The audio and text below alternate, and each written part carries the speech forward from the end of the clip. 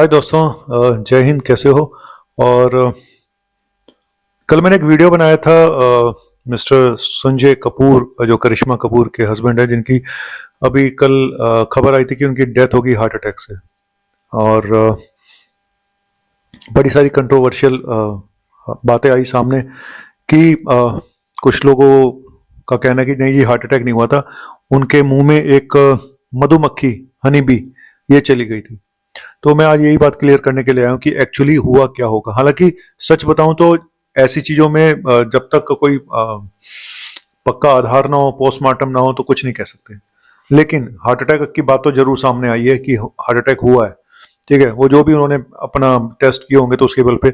लेकिन ये बात लोगों के दिमाग में बहुत कंफ्यूजन है कि क्या एक मधुमक्खी के अंदर जाने से किसी को हार्ट अटैक हो सकता है, या मधुमक्खी के काटने से किसी को हार्ट अटैक हो सकता है।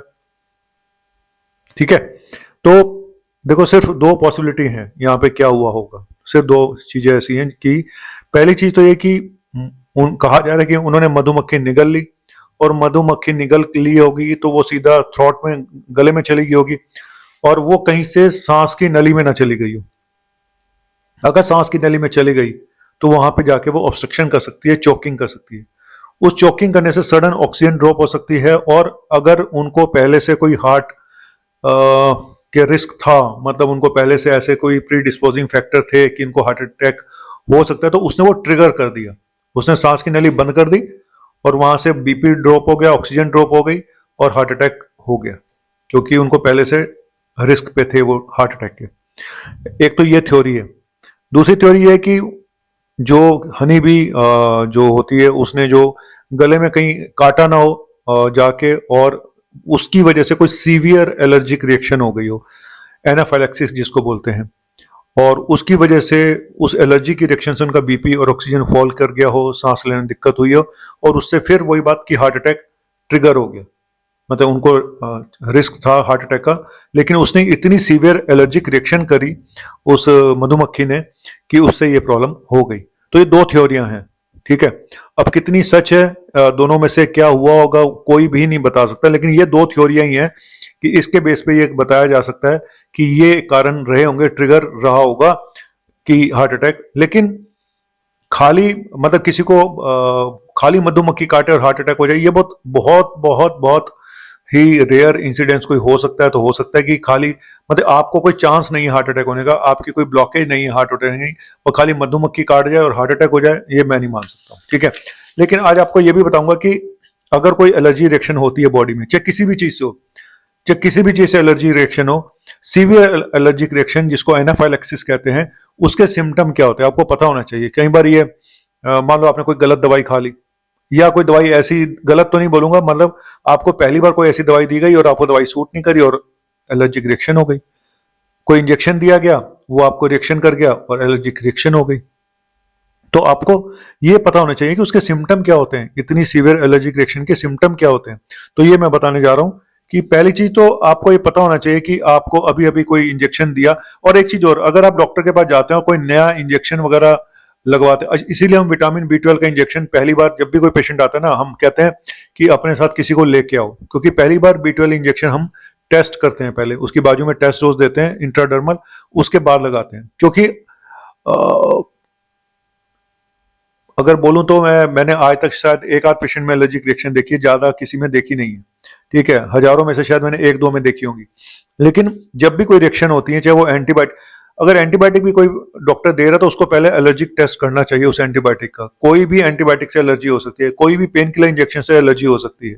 ठीक है, और ये भी मैंने देखा कि अगर आपका कोई घटिया कंपनी की दवा है, इंजेक्शन है, तो वो कई बार रिएक्ट कर जाते हैं, और वही दवाई अच्छी कंपनी की रिएक्ट नहीं करती है, ये भी मैंने देखा है। ठीक है, चलिए आज बता देता हूं पहले कि रिएक्शन में सिम्टम क्या होते हैं। पहली चीज तो सांस लेने में प्रॉब्लम हो सकती है। जैसे इंजेक्शन दिया, पता चला 5-10 मिनट में पेशेंट को सांस लेने में प्रॉब्लम होगी, ब्रीदिंग प्रॉब्लम हो गई। दूसरा, स्वेलिंग हो सकती है लिप्स की, यहाँ पे थ्रोट की, गले में, टंग की, ये सब सूजन आ सकती है। तीसरा, बहुत सीवियर एलर्जी, इचिंग शुरू हो जाती है, खुजली शुरू हो जाती है पूरी बॉडी में, जगह जगह पे आपके चकत्ते पड़ जाते हैं, रैशेस आ जाते हैं। ठीक है, और चक्कर आ सकते हैं, डिजीनेस आ सकता है, फेंट हो सकता है बंदा, है ना। ये भी हो सकता है कि उसको चक्कर आने शुरू, क्योंकि बीपी फॉल कर जाता है ना। तो ये भी हो सकता है। और नोजिया वॉमिटिंग हो सकती है और लॉस ऑफ कॉन्शियसनेस, यानी आदमी बेहोश भी हो सकता है। मैं एक बात जरूर बोलूंगा आपको कि अगर आप किसी भी हॉस्पिटल या किसी क्लिनिक पे इंजेक्शन लगवा रहे हैं और पहली बार लगवा रहे हैं, क्योंकि पहली बार इंजेक्शन में ही कोई रिएक्शन होगी तो होगी, अगर एक बार पहली बार में कुछ नहीं हुआ तो दूसरी बार भी कुछ नहीं होगी। तो इसीलिए पहली बार जो भी इंजेक्शन लोगे पहले तो टेस्ट जरूर कराएं उस इंजेक्शन को, स्किन टेस्ट जो होता है, स्किन एलर्जी टेस्ट। दूसरा, इंजेक्शन लगवाने के कम से कम 5-10 मिनट वहीं बैठे रहें, जाए मत घर, क्योंकि ये मेरा पर्सनल एक्सपीरियंस है। हम हमेशा बोलते हैं पेशेंट को कि इंजेक्शन लगवाने के 5-10 मिनट आप वेट करो, क्योंकि अगर कोई एलर्जी रिएक्शन होनी है डॉक्टर के क्लिनिक पे तो फिर भी मैनेज हो जाएगा। अब वहां से निकल गया, मेट्रो में चले गए या कहीं और चले गए, अपनी गाड़ी में चले गए और सीवियर एलर्जिक रिएक्शन। तो एक बार ऐसा हुआ कि एक पेशेंट ने मुझे इंजेक्शन लगवाने आया, तो हमने पूछा कि पहले इंजेक्शन लगा हुआ है, तो उसने कहा कि हाँ सर लगा हुआ है। तो वो इंजेक्शन साथ में ही लेके आया था और हमने जैसे इंजेक्शन लगाया तो वो पेशेंट कोलैप्स हो गया। लगाते ही 5 मिनट के अंदर ही उसको प्रॉब्लम शुरू हो गई, उसको घबराहट हो गई, बेचैनी हो गई, उसका बीपी डाउन हो गया, बहुत सीरियस कंडीशन में था वो।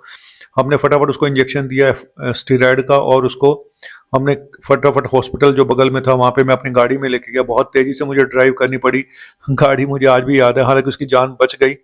लेकिन ये ऐसे किस्से होते हैं जहाँ पे आपको बहुत चौकन्ना रहना पड़ता है, क्योंकि ये रिएक्शन कई बार बहुत भयानक होती है, कई बार जानलेवा भी होती है, और इन रिएक्शन को बोलते हैं एनाफाइलैक्सिस। एनाफाइलैक्सिस। अब इसमें पेशेंट कोलैप्स कर जाए, डेथ हो जाए, तो फिर जनरली एक आम भाषा में बोल दिया जाता है कि हार्ट काम करना बंद कर दिया, तो उसको हार्ट अटैक नहीं बोलते, इसको हार्ट अटैक नहीं बोलेंगे, इसको बोलेंगे लास्ट में कार्डियक अरेस्ट हो गया। कार्डियक अरेस्ट तो हर पेशेंट को होता है, हर पेशेंट की डेथ कार्डियक अरेस्ट से ही होती है। बाद में हार्ट काम, चाहे वो कोई भी किसी भी बीमारी का क्यों ना हो, बाद में हार्ट काम करना बंद कर देगा, लंग्स काम करना बंद कर देंगे तो कार्डियो रेस्पिरेटरी फेलियर हो जाता है, तो सब में ही होना है वो तो इसको हार्ट अटैक नहीं कहते हैं। तो अब इस केस में जो मैं बता रहा हूँ कि दो ही संभावनाएं हैं। और चलिए ये मैंने आपको बता दिया। और अगला एक लीवर चेकअप कैंप हमारा 21 जून को लग रहा है। अगर आपको कराना है तो आप मेरे नंबर 9810416762 पे व्हाट्सएप पे मैसेज कर दें। और फाइब्रोस्कैन कैंप जो है सुबह 9 बजे से 1 बजे तक लगता है। और अब मैं एक वीडियो बनाऊंगा उन लोगों के लिए जो कि कमेंट्स करते हैं और मैं उनका जवाब नहीं दे पाता हूं। तो मैं लोगों के कमेंट्स, जो नेगेटिव कमेंट्स हैं उन पे भी, जो पॉजिटिव कमेंट है उन पे नहीं, जो कुछ पूछना चाहते हैं, कोई क्वेश्चन है जो नहीं मैं जवाब दे पाता हूं, उस पे अलग से वीडियो बनाऊंगा। तो और जो ये एक तरह का रोस्टिंग वीडियो भी होगा उन बेवकूफ लोगों के लिए जिनको कुछ नहीं पता होता और ज्ञान बांटने के लिए चले आते हैं, तो उनके लिए भी बहुत जरूरी है उनको ज्ञान का आईना दिखाना। थैंक यू वेरी मच, शुक्रिया, बाय बाय।